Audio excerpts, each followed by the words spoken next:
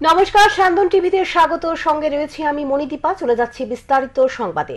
রাজধানীর রাজনগর উচ্চতর মাধ্যমিক বিদ্যালয়ে মঙ্গলবার অনুষ্ঠিত হয় বার্ষিক ক্রীড়া প্রতিযোগিতা।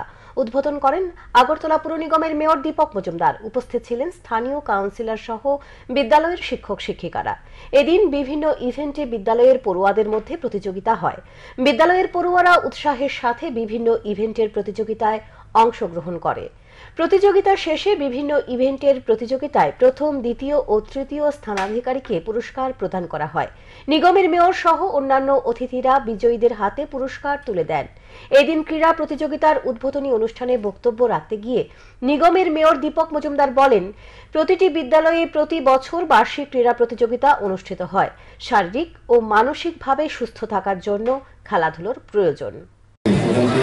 সার্বিকভাবে অংশগ্রহণ করা, আমাদের বিদ্যালয়ে যারা শারীরিক শিক্ষকরা আছেন তারা প্রথম থেকে তাদেরকে বিভিন্নভাবে খেলায় উৎসাহিত করা, তারা অংশগ্রহণ করা এবং তাদেরকে প্লেয়ার হিসেবে তৈরি করার কাজ করে যাচ্ছে। আমাদের রাজ্য সরকারও আমাদের এই শিক্ষা দপ্তর এবং স্পোর্টস দপ্তর চেষ্টা করছে বিভিন্ন ক্ষেত্রে ক্রীড়া মান উন্নয়নের জন্য।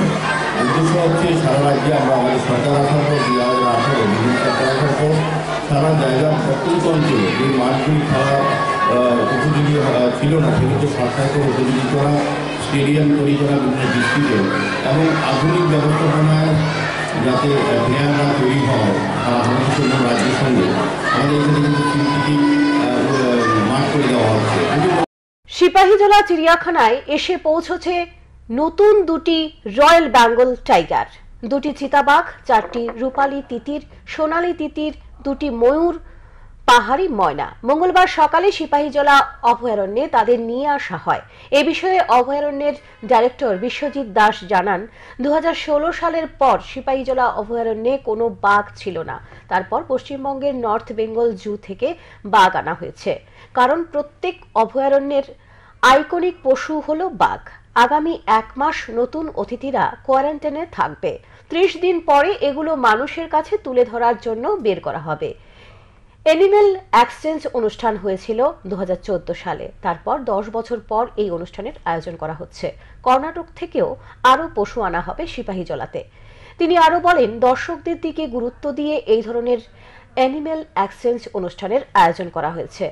আগামী 2-3 বছরের মধ্যে অন্য মাত্রায় পৌঁছে যাবে সিপাহীজলা অভয়ারণ্য। ত্রিপুরা থেকেও 2টি সিংহ, 1 জোড়া চশমা বানর পাঠানো হবে।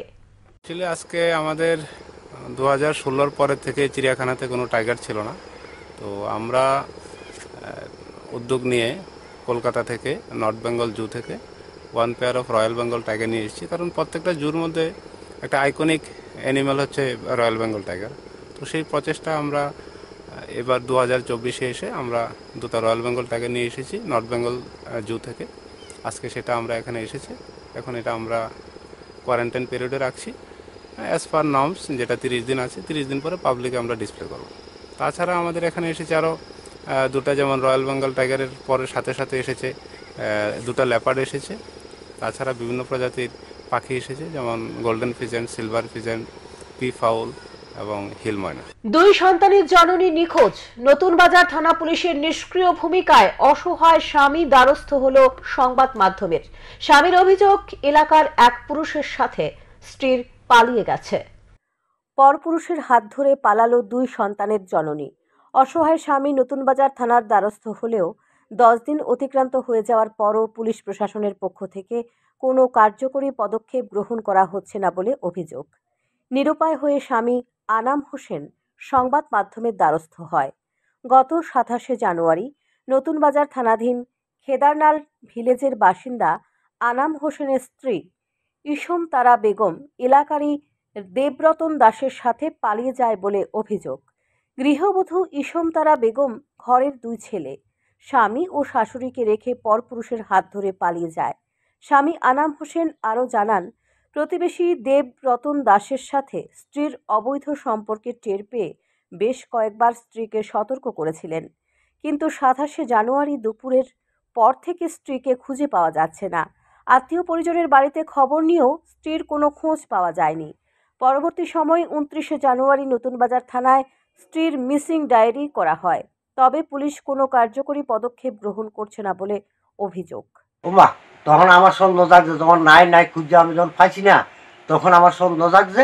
তখন আমি কই আরে তাহলে হ্যার লগে না গেছে, হ্যার লগে তো আমি হ্যারে কালী পূজার সময় আমি ডাক দিছি যে তুমি আমার বাড়িতে আইও না, আমার বাড়িতে আমার সংসারটা খুব ভেজাল হইতে আছে, আমার পরিবার লইয়া ভেজাল হইতে আছে, ভাই তুমি আমার বাড়িতে আইও না। বা আমি মানা করে দিছি, মানা করার পরে এমন দুই একজন আসিল, আমি যে মানা করছি তারে আইতো না। হ্যার নাম দেবরতন দাস, বাড়ি খেতেন না, আমার বাড়ির থেকে তো 10-12 বাড়ির পরে। আমার পরিবারে আমার 2 ছেলে, আমার মা আছে আর আমি আছি একটুটুকু। আমার সুন্দর সংসার দাদা। আমার 2টা ছেলে, একটা ছেলে কলেজ কমপ্লিট করছে, আরেকটা মাধ্যমিক দিতে আসছে। এখন দেখার পুলিশ কি ভূমিকা নেয়। স্যান্দন টিভি। কমলপুর মানিক ভান্ডার বাজারে অফিস খুলে মানুষকে ঋণ দেবার নাম করে বহু টাকা মানুষের কাছ থেকে হাতিয়ে নেওয়ার অভিযোগে আটক এক ব্যক্তি। অভিযুক্তের নাম রাজেশ সিংহ। তাকে জিজ্ঞাসাবাদ চালাচ্ছে পুলিশ। রাজ্যে ঋণ দেবার নাম করে চণ্ডীগড়ের আলট্রা ফিন্যান্স প্রাইভেট লিমিটেড নামে সংস্থা মানিক ভান্ডার বাজারে অফিস খুলে মানুষকে ঋণ দেবার নাম করে ফাইল ফি ও প্রসেসিং ফির কথা বলে মানুষের কাছ থেকে লক্ষ লক্ষ টাকা অগ্রিম টাকা হাতিয়ে নিয়েছে রাজেশ সিংহ নামে এক ব্যক্তি। সে নাকি ত্রিপুরা সেলস এক্সিকিউটিভ। সে মানিক ভান্ডারে একটি ঘর ভাড়া নিয়ে 3-4 জন যুবতীকে কর্মী হিসেবে রেখে কাজ চালিয়ে যাচ্ছে। তবে তাদের কাছ থেকেও 3000 টাকা করে অগ্রিম নিয়েছে। তবে যুবতীদের যে নিয়োগ করা হয়েছে তাদেরকে কোনো নিয়োগপত্র দেওয়া হয়নি। তবে রাজেশ সিনহার কাজ কারবার দেখে মানিক ভান্ডারের ফ্রেন্ডস ক্লাবের সদস্যরা কয়েকদিন যাবৎ নজর রাখছিল। এই খবর পেয়ে ছুটে যান কমলপুর এসডিএম অফিসের ডিসিএম জিনা প্রসাদ বড়ুয়া, এসআই বাবুল মহাজন, সুরজিৎ সরকার সহ পুলিশ। সেখানে রাজেশ সিংহ নানা কাগজ দেখালেও বৈধ কিছু দেখাতে পারেনি। অভিযোগ, ঋণ পাবার আশায় বিলাসচড়ার দুলুবেনিয়া অগ্রিম দিয়েছে 47,700 টাকা। কলাছড়ির বাপ্পা দাস দিয়েছে 92,470 টাকা।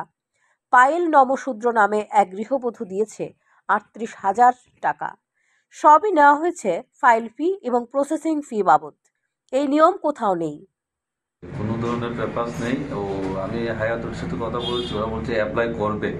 কোন পেপারসের জন্য স্যার? ওই রেজিস্ট্রেশন বলতে রিজার্ভ ব্যাংকের অনুমোদন লাগে, আমাদের ত্রিপুরা সরকারের একটা অনুমোদন লাগে, স্মল সেভিংস ডিপার্টমেন্ট থেকে। কোনোটাই দেখাতে পারিনি, আমাকে কোনো ধরনের পেপারে দেখাতে পারিনি। ঠিক আছে। আমার বাড়ি হলো বিলাসছড়া, আর আলট্রা ফাইন্যান্স এখানে কোম্পানি খুলছে দেখে আমরা লোন দিতে আসলাম। এখানে লোন লইছি, অ্যাপ্লাই করার পরে আমি দিয়েছি 300 কম 50,000 টাকা। আমার বাড়ি হলো দক্ষিণ বিলাসছড়া। ওই টাকা আমরা এখনো লোন দিয়ে না হইলো 2 মাস কাছাকাছি হয়েছে এখন আমারটা।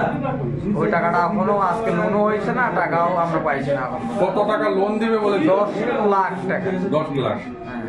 ওই টাকা আমরা এখনো পাইনি। ওই টাকার কথাই অতটাই আমার কথা। ঋণ পাবার আগে টাকা দেওয়ার বিধান কোথাও আছে কিনা জানা নেই। পুলিশ গভীর রাত পর্যন্ত অভিযুক্তকে জিজ্ঞাসাবাদ চালিয়ে পরে তাকে থানায় নিয়ে আসে। এখন দেখার তদন্তে কি বের হয়।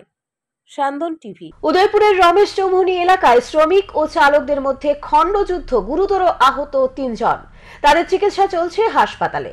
গাড়ি থেকে কনস্ট্রাকশনের সরঞ্জাম আনলোড করার পর চালকদের কাছে শ্রমিকরা অর্থ চাওয়াতেই এই ঘটনা বলে অভিযোগ। জানা যায়, উদয়পুর রমেশ চৌমুহনী এলাকায় রাজীব পেট্রোল পাম্পের এক কনস্ট্রাকশনের কিছু সরঞ্জাম বহির্রাজ্য থেকে উদয়পুর নিয়ে আসা হয়। এই সরঞ্জাম নিয়ে শ্রমিকরা আনলোড করার পর মোটা অর্থ চাওয়া হয় বহির্রাজ্যের ড্রাইভারদের কাছে। তারপর দুই পক্ষের মধ্যে কথা কাটাকাটি শুরু হয়। পরবর্তী সময় শ্রমিক ও ড্রাইভারদের মধ্যে মারপিট শুরু হয়। এতে করে শ্রমিক ও ড্রাইভার 3 জন আহত হয়। তৎক্ষণাৎ খবর দেওয়া হয় রাধাকিশোরপুর থানায়। রাধাকিশোরপুর থানার পুলিশ ছুটে এসে পরিস্থিতি নিয়ন্ত্রণে আনে। খবর পেয়ে ছুটে আসে দমকল কর্মীরা। তারা আহতদেরকে উদ্ধার করে গোমতী জেলা হাসপাতালে নিয়ে যায়। এই মারপিটের ঘটনায় চাঞ্চল্য সৃষ্টি হয় উদয়পুর রমেশ চৌমুহনী এলাকায়। জানা যায়, পুলিশ একটি মামলা হাতে নিয়ে ঘটনার তদন্ত শুরু করেছে। 3-4 बजे खाली होने के बाद में रिसीविंग टाइम में जो डाला गया लोडिंग का जो पैसा होता है वो लेबर ने मांगा। मांगने के बाद में इन्होंने बोला कि इतना 1000 रुपए लेबर ने बोला, जैसे सुपरवाइजर या स्टोर के ऊपर किसी को नहीं बोला, लेबर को बोला कि 1000 रुपए मतलब बढ़ा है। तो ये बोला कि इतना नहीं होता, कम होता है, तो कोई बात नहीं, जो वाजिब है वो दे दो, रिसीविंग ले लो। तो उनका ड्राइवर का फोन है कि ऐसे करने से थोड़ी होगा, हम लोग यहाँ लोकल के हैं और आप लोग 500 रुपए मांगते हो या 700 रुपए मांग रहे हो, ये चीज बोल रहा है। ये मारपीट किस लिए? तो मारपीट तो सब लोग बिठाएंगे तब चीज समझ में आएगा ना भाई क्यों हुआ। वो तो मैं तो खुद आपके आगे 5 मिनट आगे पहुंचाऊँ, आकर के पहुंचाऊँ। पूरा आदमी को बुला लीजिए। आ रहा মেলাঘর দক্ষিণ বাজারে দুঃসাহসিক চুরির ঘটনায় সৃষ্টি হলো চাঞ্চল্য, কিন্তু অপর দুটি দোকানে চুরি করতে ব্যর্থ হয়েছে চোর। জানা যায় সোমবার রাতে তপনশীল নামে এক দোকান থেকে বিভিন্ন মেশিন ও নগদ টাকা চুরি করে নিয়ে যায় চোরের দল। আবার অন্যদিকে একই রাতে সঞ্জিত সাহা নামে এক জুতোর দোকানেও চুরি করে চোরের দল, তাও আবার পেছনের দরজা ভেঙে এই ঘটনা সংগঠিত করে। অপর দুই দোকানে পাশাপাশি নির্মল দাসের চায়ের দোকান ও তার সঙ্গে থাকা কাপড় দোকানে চুরি করার জন্য চেষ্টা করেছিল চোর, কিন্তু এই দুটি দোকানে ব্যর্থ হয়েছে চোর। প্রশ্ন হচ্ছে, বাজারে নৈশ প্রহরী থাকা সত্ত্বেও কি করে মেলাঘর বাজারের মতো জায়গায় চুরি হয়? চোর বারবার চুরির ঘটনা সংগঠিত করলেও মেলাঘর বাজার কমিটির কোনো হেলদোল নেই। তবে পুলিশও কুম্ভ নিদ্রায় ঘুমোচ্ছে। একটি ঘটনারও কিনারা করতে পারছে না পুলিশ। আমরা তপনশীল। কি হয়েছে আপনার দোকানে? আমার দোকানে কালকে রাত্রে লক করে গেছি, সবকিছু করে গেছি। আজকে সকালে প্রায় এতটা বাজে আমি দোকানে দুধ আর দোকানে দুধ দিয়েছে, আইয়া টিফিনটা করে দোকান খুলতেছে, আমার মাথা খারাপ হয়েছে। এদের ডয়ের ঘটনা সব টাকা পয়সা যা সব লেগে গেছে। কি নিচে কি এই তো কম এটা লাগা দিলে কম দেবে, শুইলে কম দেবে। আমার পুরো কম্পিউটারের মেশিন আছে, ইটা আছে, টাকার ব্যাংক বিটা। কম্পিউটার কি চুরি হয়েছে? ওই শুনে আমি কেমন করে লাগা না দিলে আমি মেশিন না দেখলে আমি কই পারতাম না। মানে কি চুরি হয়েছে কি আপনার একটা অনুমান? আমার অনেক টাকা পয়সা আছে, টাকা পয়সা সব নিয়ে গেছে। সম্প্রতি মন্ত্রী রতনলাল নাথের বক্তব্যের ক্ষোভ উগরে দিলেন ট্রান্সজেন্ডার কমিটি সদস্য স্নেহা গুপ্তার রায়। মঙ্গলবার আগরতলা প্রেস ক্লাবে এক সাংবাদিক সম্মেলন করে বলেন, মন্ত্রী রতনলাল নাথ সম্প্রতি এক অনুষ্ঠানে গিয়ে ট্রান্সজেন্ডারদের নিয়ে অযুক্তিসঙ্গত কথা বলেছেন, কিন্তু ত্রিপুরা রাজ্যে তৈরি হয়েছে ট্রান্সজেন্ডার বোর্ড, তাই মন্ত্রীর এই ধরনের অযুক্তিসঙ্গত কথা বলা সমর্থনযোগ্য নয় বলে জানান তিনি। এবং তিনি আরো বলেন, তারা জানে না মন্ত্রী রতনলাল নাথের শিক্ষাগত যোগ্যতা এবং মন্ত্রিত্বের যোগ্যতা কতটা। তারা মুখ্যমন্ত্রীর দৃষ্টি আকর্ষণ করে বললেন, এই ধরনের অপমানজনক বক্তব্য করার বিষয়টি যাতে অবশ্যই দেখেন। যে রাজ্যে পলিসি নির্ধারিত রয়েছে সেই রাজ্যে কোনো ধরনের অযুক্তিসঙ্গত কথা বলে অপমান করার কোনো সুযোগ নেই, বিষয়টি কোনোভাবেই মানা হবে না। এই ধরনের অপমানের সুরাহা করতে হবে বলে জানান তিনি। তারা আরও জানান, অবিলম্বে মন্ত্রীকে ক্ষমা চাইতে হবে, কারণ মন্ত্রীর দ্বারা অনেকেই প্রভাবিত হয়েছে, ফলে পরিস্থিতি আরও বেশি খারাপের দিকে যাবে বলে জানান। একটা ভিডিও আমাদের সামনে আসলো, যেটা রতনলাল নাথ আমাদের বিদ্যুৎ মন্ত্রী, ওনার যে একটা বক্তব্য শুনতে পেলাম আমরা একটা জনসভায়। উনি সম্বোধন করতে গিয়ে বললেন যে আপনারা কি জানেন এরকম যে ছেলের থেকে মেয়ে হয়, মেয়ের থেকে ছেলে হয়, এই যে ব্যাপারটা, এটা আমি বলবো যে উনি হয়তো মন্ত্রিত্ব পেয়ে এই ব্যাপারটা মানে মিনিস্ট্রির সাথে কোনো কিছু যোগাযোগ আছে কি নেই আমার মাথায় ঢুকলো না ব্যাপারটা। কারণ কি, ত্রিপুরা রাজ্যেই তৈরি হয়েছে ট্রান্সজেন্ডার ওয়েলফেয়ার বোর্ড। যেই রাজ্যে ট্রান্সজেন্ডার ওয়েলফেয়ার বোর্ড আছে সেই রাজ্যের মিনিস্টার একজন এই কথা বলছেন যে ছেলের থেকে মেয়ে, মেয়ের থেকে ছেলে, এই ব্যাপারটা কি চলছে। মানে আমি বুঝলাম না ওনার শিক্ষাগত যোগ্যতা, ওনার মন্ত্রিত্বের যোগ্যতা কোন জায়গায় কিভাবে নির্ধারিত হয়েছে বা কিভাবে নির্ধারণ করেন। সারা দেশের বিদ্যুৎ গ্রাহকদের, কৃষকদের, ক্ষুদ্র শিল্প মালিকদের দাবিকে উপেক্ষা করে কেন্দ্রীয় সরকার বিদ্যুৎ বিল 2022 পার্লামেন্টে পেশ করেছে। এই জনস্বার্থ বিরোধী বিল বাতিল করা সহ বিভিন্ন দাবিতে all India electricity consumers association মঙ্গলবার সারা ভারত প্রতিবাদ দিবসের ডাক দিয়েছে। এর অঙ্গ হিসেবে ত্রিপুরা ইলেকট্রিসিটি কনজিউমার্স অ্যাসোসিয়েশন এদিন ত্রিপুরা স্টেট ইলেকট্রিসিটি কর্পোরেশনের বনমালীপুর স্থিত প্রধান কার্যালয়ের সামনে এক বিক্ষোভ সভার আয়োজন করে। বিদ্যুৎ আইন বিল 2022 প্রত্যাহার করা, বিদ্যুৎ শিল্পের বেসরকারীকরণ করা প্রত্যাহার করা, বিদ্যুৎ উৎপাদক সংস্থাগুলিকে বিদেশ থেকে আমদানিকৃত কয়লা কিনতে বাধ্য না করা সহ বিভিন্ন দাবি তোলা হয়। এই দাবিগুলির সমর্থনে বক্তব্য রাখেন ত্রিপুরা ইলেকট্রিসিটি কনজিউমার্স অ্যাসোসিয়েশনের আহ্বায়ক সঞ্জয় চৌধুরী। তিনি সরকারের এই জনবিরোধী সিদ্ধান্তগুলির প্রতিবাদে ত্রিপুরা রাজ্য তীব্র আন্দোলন গড়ে তুলতে সকল স্তরের বিদ্যুৎ গ্রাহকদের প্রতি আহ্বান জানান। পরে সেখান থেকে এক প্রতিনিধি দল কেন্দ্রীয় বিদ্যুৎ মন্ত্রী আর.কে. সিং এর নিকট প্রেরণ করার জন্য এক স্মারকলিপি ত্রিপুরা স্টেট ইলেকট্রিসিটি কর্পোরেশনের ম্যানেজিং ডাইরেক্টরের নিকট প্রদান করেন। সারা দেশব্যাপী বিদ্যুৎ আইন 2022 যে বিদ্যুৎ বিল যেটা নিয়ে এসছে সেটা বাতিলের দাবিতে বিদ্যুৎকে যাতে বেসরকারীকরণ না হয় সেটা বন্ধ করতে এবং সমস্ত যারা বিদ্যুৎ উৎপাদক কোম্পানিগুলি আছে সেই কোম্পানিগুলিকে বিদেশ থেকে আনা কয়লা কেন্দ্রীয় সরকার কিনতে বাধ্য করেছে সেটা যাতে প্রত্যাহার করে এই দাবিগুলি নিয়ে all India electricity consumers association দেশব্যাপী আজকে প্রতিবাদ দিবসের ডাক দিয়েছে। সেই ডাকে সাড়া দিয়ে ত্রিপুরা ইলেকট্রিসিটি কনজিউমার অ্যাসোসিয়েশন আমরা আজকে এখানে একটা বিক্ষোভ সভা করছি এবং এখান থেকে আমরা ম্যানেজিং ডিরেক্টরের মাধ্যমে কেন্দ্রীয় বিদ্যুৎ মন্ত্রীর নিকট আমরা একটি স্মারকলিপি পাঠাবো। এখনকার মতো সংবাদ এখানেই শেষ করছি। পরবর্তী সংবাদ দেখবার জন্য চোখ রাখুন স্যান্দন টিভির পর্দায়। নমস্কার।